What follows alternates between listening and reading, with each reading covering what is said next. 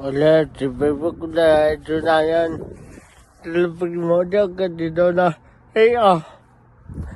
Atau lain timik dia adiknya di laut di kakak desolan tunang ke di dodo.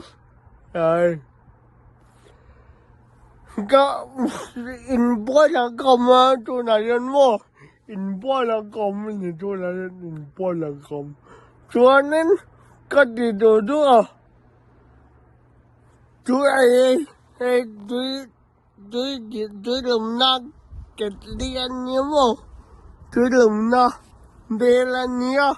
Ôi, cầm lại tôi cầm luôn cho cái này.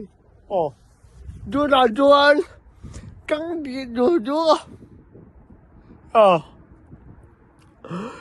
Xin lỗi, về là cái súng không? Thì cho anh.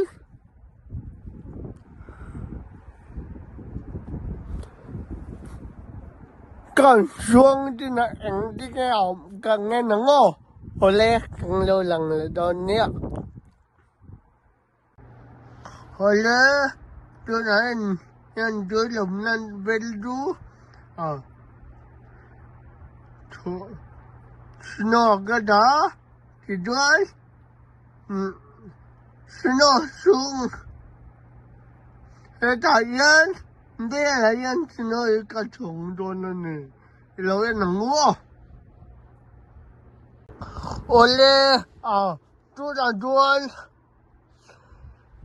nó về là cái tata thì in một tiếng ấy tôi đã đi đăng ký đàn đồ đồ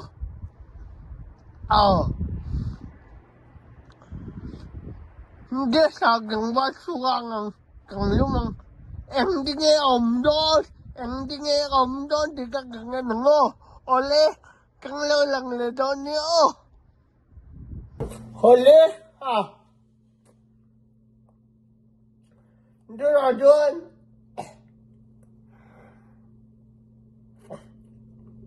em không có ông ta nó ra nó đi bộ năm nó tôi nói nhá cần đi đàn đồ cái gì cần ngon nặng ăn đi nghe ông đó ăn đi nghe ông cần nghe nặng ô oleh cái cần ngon nặng in không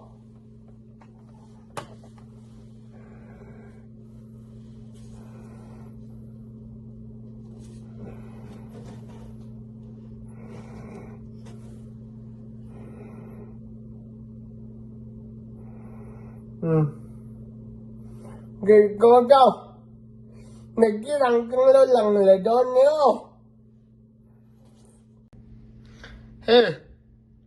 sino buồn sino cái lá cái xua cái ăn này này cái nào anh đi nghe ông đi các con lưỡi nó ngồi sâu về bê tông bụi đó này I love you to the gun. Can you do me in line in the share? And low line in la. The door in low survive on you. Ole, the kid can low lung le don ya.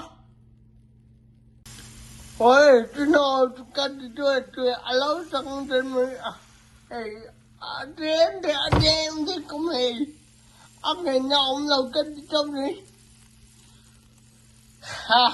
ông có một cái bố cậu chuyện này anh gì có lẽ cái gì trong cái này cái gì nó chân tu anh thì nghe thì lâu anh thì nghe thì lâu thì để cái lâu thì anh nhớ cái lâu mấy anh thấy chắc cái này cho nó cái alo thì chắc cái quá lâu của mình có lẽ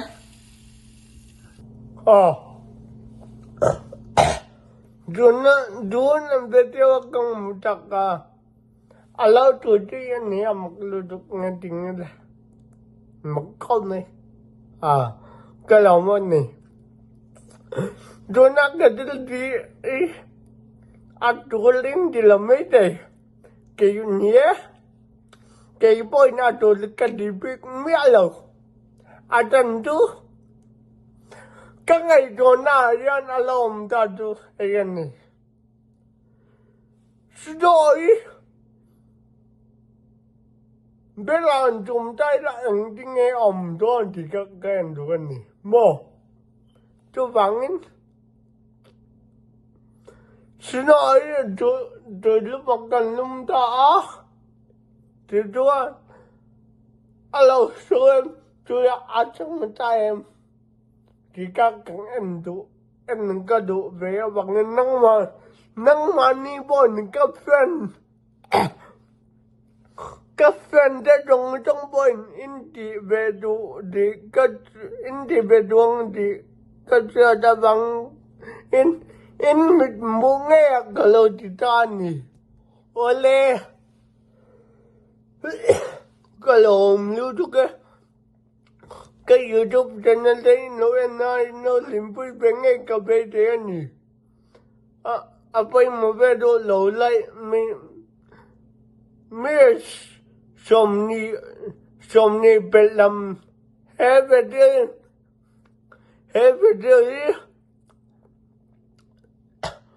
som nga chung làm lại cà phê thì anh nhớ in ở lại với các nga cái channel đi atom tiền đây nên là sao phải được nhớ cái lỗ like comment share sao phải cái lỗ